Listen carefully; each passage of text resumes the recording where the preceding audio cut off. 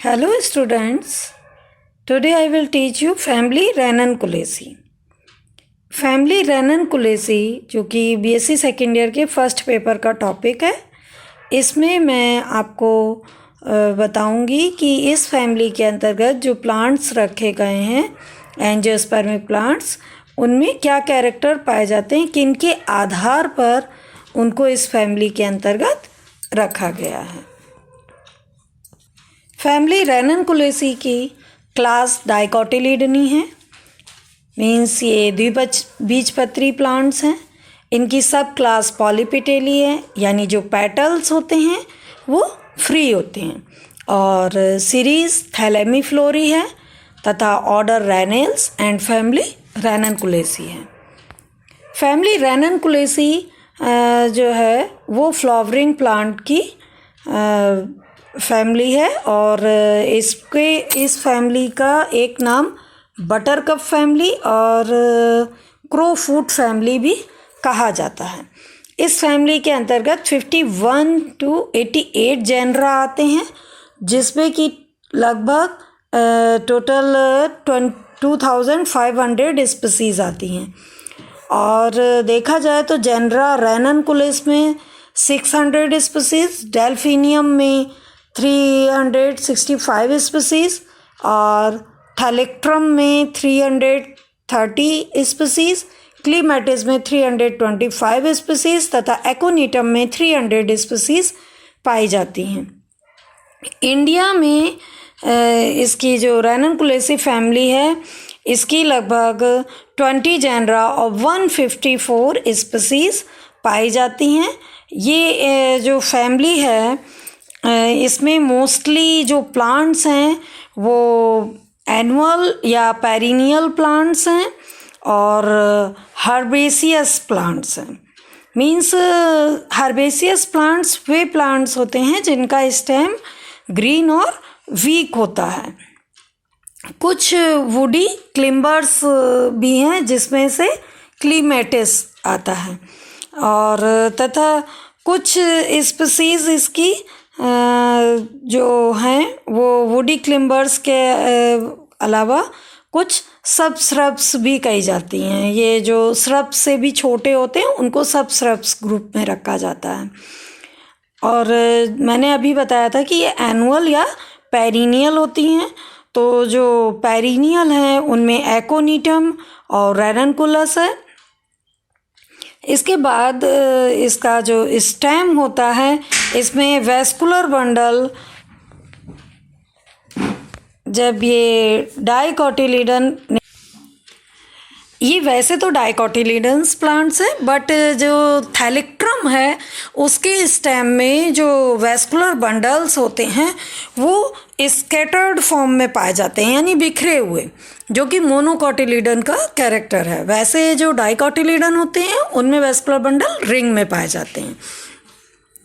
और इसकी लीव्स देखी जाए तो लीव्स प्रायः पाल्मेटली कंपाउंड होती हैं, और फ्लावर्स जो हैं वो रैननकुलेसी में जनरली लार्ज साइज़ के और अट्रैक्ट पॉलिनेटर्स वाले होते हैं। मीन्स उनके कलर जो है वो बहुत ही अट्रैक्टिंग होते हैं। और लीव्स में मैं एक पॉइंट भूल गई कि उनके जो बेस पर होता है वो सीथ पाई जाती है, एक कवरिंग टाइप की, जो कि इसका स्पेशल कैरेक्टर है।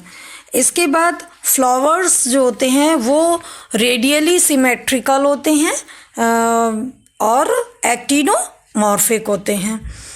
अब इसका जब इन्फ्लोरेसेंस की बात करें तो इसमें मोस्टली सॉलिटरी और टर्मिनल फ्लावर्स पाए जाते हैं, और रेसीम फ्लावर्स पाए जाते हैं। और जो फ्लावर्स हैं वो कैसे होते हैं, ब्रैक्टिएट होते हैं, हर्माफ्रोडाइट होते हैं। ब्रैक्टिएट मीन्स जिनमें ब्रैक्ट प्रेजेंट होता है, और हर्माफ्रोडाइट मीन्स जिनमें मेल और फीमेल दोनों ही रिप्रोडक्टिव ऑर्गन एक ही फ्लावर में पाए जाते हैं। ऐसे फ्लावर्स को हर्माफ्रोडाइट फ्लावर कहते हैं। Clear student? ये मैंने पहले भी क्लियर किया है अपने वीडियो में, और मैं फिर आज आपको बता रही हूँ।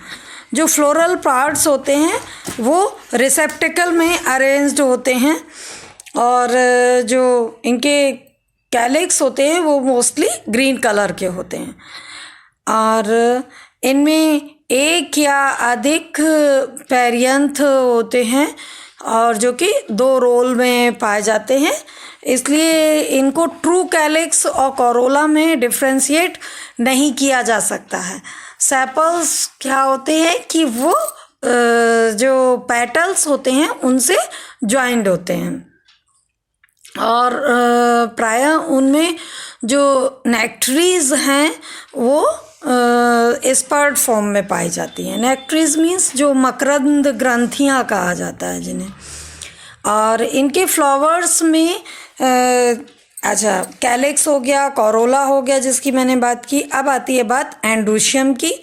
तो जब ये फ्लावर्स जो होते हैं ये पॉलीएंड्रस होते हैं। पॉलीएंड्रस मीन्स इनके स्टेमन्स फ्री होते हैं और नंबर ऑफ स्टेमन्स भी ज़्यादा होते हैं, और जो कि स्पाइरली अरेंज्ड होते हैं, और इनमें जो पिस्टिल होती है वो भी प्रायः फ्री होती है, और जो नाइजेला स्पीसीज़ है उसमें ज़रूर एक रिंग में पाए जाते हैं ये जो इसके स्टेमन्स होते हैं।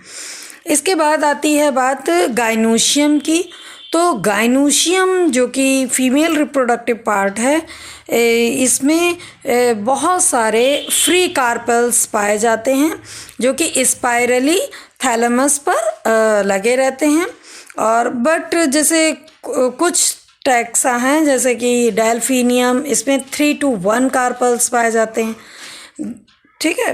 और जो प्लेसेंटेशन है वो अलग अलग तरीके का है, जैसे कि रैननकुलस में बेसल प्लेसेंटेशन है, जबकि आपका उसमें क्या कहते हैं डेल्फिनियम में मार्जिनल प्लेसेंटेशन है। तो दोनों में थोड़ा सा प्लेसेंटेशन का डिफ्रेंसिएशन है।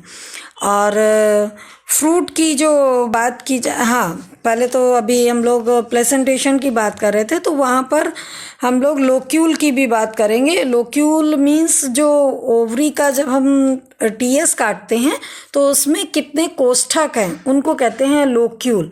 जैसे सपोज करो इस तरह से है, और ये जो है ये एक कहलाता है लोक्यूल, क्लियर। तो ये जो लोक्यूल है तो मोस्टली पेंटालोक्यूलर होता है ये, जबकि एक्साइल प्लेसेंटेशन पाया जा रहा है, और स्टाइल और स्टिग्मा दोनों ही सिंगल 1 होती हैं। अच्छा, अब बात करते हैं हम लोग इसके फ्रूट की। तो फ्रूट मोस्टली फॉलिकल होता है जैसे नाइजेला वगैरह में, और एकीन होता है रैननकुलस एंड क्लीमेटिस में, और कैप्सूल होता है आपका एक्टिया में, और सीड्स जो होते हैं ये माइन्यूट होते हैं बहुत, यानी छोटे छोटे से। और फ्लावर जो इसमें पॉलिनेशन होता है वो पॉलिनेशन इसमें बाय इंसेक्ट मोस्टली होता है, और क्योंकि इनका कलर जो बहुत अट्रैक्टिव होता है तो इंसेक्ट्स को अपनी ओर अट्रैक्ट कर लेते हैं ब्राइटली कलर्ड के कारण, और इसलिए इनमें जो पॉलिनेशन देखा गया है वो बाय इंसेक्ट देखा गया है। ये इस तरह का फ्लावर होता है रैननकुलस का। और आपका रैननकुलस का अगर हम जो वो देखें, क्या कहते हैं उसको,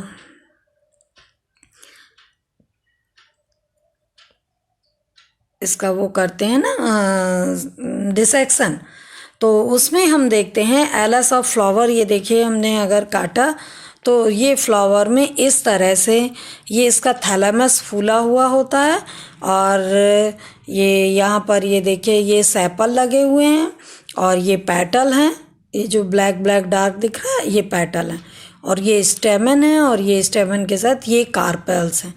तो ये पॉलीकार्पेलरी वाली कंडीशन हो गई, और स्टेमन्स भी बहुत सारे होते हैं। ये देखिए इस तरह से ये लगे रहते हैं,